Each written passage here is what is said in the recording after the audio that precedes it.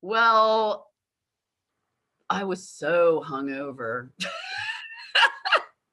We had been out cavorting with the Willie Nelson crew the night before. Like we had befriended those guys, not Willie and his band, although I've met most of them, but his crew had taken a shine to me and Kate, and it was a day off the night before, and so we all went out to St. Paul to various bars and various shenanigans until about like 4 in the morning, and laid down for an hour or two and got up and got in line. So we, at one point during the mid-afternoon, early evening before the gates opened, we were, Willie's guys came out and got us and brought us in. So that was the mysterious, not being around in line. It wasn't because we were like hanging out with Bob on his bus at that point. But anyway, so we were in there and we were, because of the graciousness of those friends, they made us tequila sunrises on the bus and sent us to the rail shortly before the gates open. And then you guys all ran in. But then it was when we were standing there, and I don't know, were you right next to us or? Yes, I remember you being whisked away and being concerned that you wouldn't get your spot back.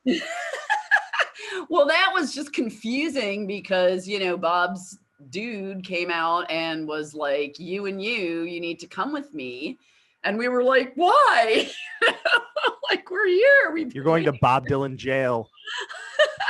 So, you hear things over the years of fans that get, asked to not be in the front row because they're freaking Bob out. And, while everything leading up to that would have indicate that was not the case with Kate and I, like there was some sense of like, oh my God, are we being thrown out?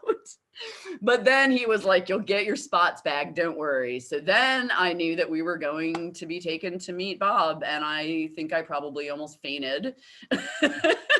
And he marched us back to, it was the ballpark, so there wasn't really a backstage. It was just a big back area with various equipment trucks all parked.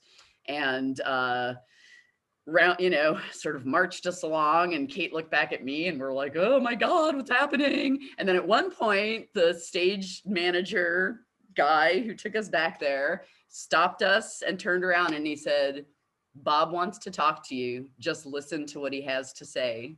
And I thought that was really good advice for anyone.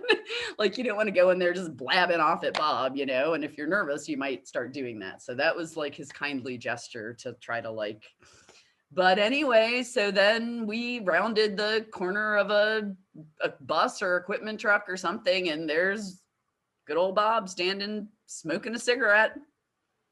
And, he looked up and saw us and said, hey, girls. And we were like, hey, Bob. And pretty much just listened to what he had to say, except when he asked us direct questions, which he did, what we do and our names and all that stuff. But the gist of what he said, and if people I have a, long and detailed account of this on the Bob Dylan Fan Club website too, so we can kind of direct people there to the origin story if they want to read. I tried to in the days after write down every detail I could remember, because Bob is a quirky guy and says lots of things, and so there's a lot of details there that we won't be able to get into. But yeah, I'll link to thebobdylanfanclub.com in the notes to the podcast. So then what happened?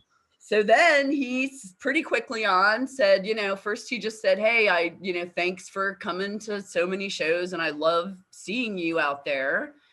And he said, but I've never had a fan club and I'm wondering if you girls would like to start one. And that, I'm pretty sure, was met with silence initially from Kate and myself, because we're thinking, what did he just say? And, he kind of talked about why it's interesting. I mean, he definitely talked about, he said things along the lines of, I'm, getting a little older and just, thinking about how he wanted to be remembered and fans and things like that. And basically said that he liked in not so many words, liked our spirit and energy and really felt like we got what he does, or some certain part of it that was important to him. and that he would like us to kind of spread our understanding of his music to other people. And he even said at one point to be my voice. Well, that's a big job. Yeah. And I don't know that, that's something that I would ever, Bob is his own voice. But, so we were pretty freaked out by that and confused more than anything, I think, in the initial, I don't know, were we pale when we came out? I mean, I think we were pretty sunburned from all those days sitting in line, but I was like shaky. I don't remember if you were pale or not, but I remember, did you tell us about it that day or did I hear about it later? I don't think so. I think that the only person we sort of whispered it to was Joanna, who was right next to us and our traveling companion. And, I remember being really elated at having had the opportunity to meet Bob and that he had said so many nice things to us. And also being really confused that he had asked us to do this and sort of wondering, what he meant by it exactly. And so Joanna, I think, was like, did you meet Bob? And we were like, he asked us to start his fan club. And she's like, oh, cool. Well, reading your accounts that are on the website, I think the thing that's interesting about it is to, hear, from his mouth, hear him kind of express that he really is interested in his own legacy, which is the kind of thing that he plays off that he isn't sometimes. And also that he's interested in correcting all the misperceptions that are out there about him, and that he really wants people to have a better understanding of what he does. Yeah. And, looking back, I mean, so it took us quite a while to, it took us a while to come public to many people at all about the fact that we had met him and that he had even asked us that, because I think, going to as many shows as we had gotten certain, privileges with Bob's security, whoever it happened to be at the time, and they would let us in early and they would tell us things about Bob, but it was always sort of with the understanding of like, this is a privilege to like know these things and to get to like hear these things, and you don't talk about them. And so here was like the opposite. Bob is saying, go talk about like me and this thing I want you to do. But it was really hard. We sort of felt like we had to like not tell anyone that Bob had asked us to start a fan club, which is, I don't know if that makes sense at all, but it's like it was a weird headspace to be in. Well, yeah, I mean, you don't want to feel like you're like bragging or like name dropping, like, oh yeah, well, Bob told us he wants us to do this. Like, right. And plus there are like all these other like online forums. There's like the Deadpool, there's Expecting Rain, or the Dylan Pool. I was a big Deadhead too. There's the Dylan Pool, Expecting Rain, like all these like well-established, older people run things that like, you don't want to just, I don't know, it felt weird in a lot of ways. But, I think, so it took us about a year of kind of talking between ourselves, but then we did gradually start to like reach out to our, hardcore Bob fans that we had. I don't know if did we ever like tell you about it before it became publicly announced? Like, I know we reached out, maybe I didn't have your phone number or email because it was. No, I think you did reach out and ask us to like write some short, what Bob means to us kind of thing. Yeah. And like, what would you like to see that you think is like not necessarily present in the Bob Dylan, online world now? And so we kind of gathered that info and then like launched the thing the next summer, which was 2006.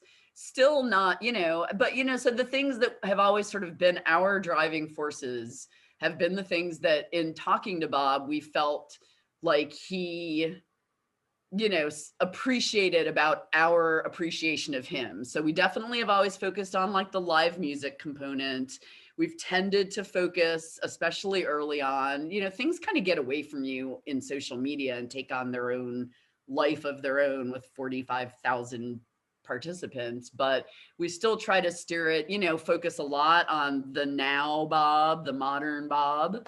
And then I think the biggest thing, is that like after I kind of turned over the things that he had said and why he asked us and why he would say, I've never had a fan club, because he's not stupid. He realizes that there's all these different, probably like 50 fan clubs, things that call themselves a fan club in various parts of the world, and different critiques and so many books about him and things like that. But I do feel like he saw in us something that maybe he felt was lacking in his representation, which was really a fan club, like admiration and for who he is now too. I think if you look at yeah, all the online forums, there's so much focus on who he was in the 1960s and what he meant to a generation in history back somewhere. But I yeah, think for him, if he's on a stage in 2005 and he sees people that are enthusiastic about yeah, what he views as his calling, which is being a live performer and yeah, bringing joy and live music to people that are in the same place as him, yeah, he could see that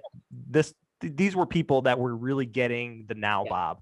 And I yeah, think that's something I focus on too, on this show and when I write stuff online, and when and what I appreciate about your guys' group, which is yeah, that Bob Dylan, his legacy is not just of the 60s.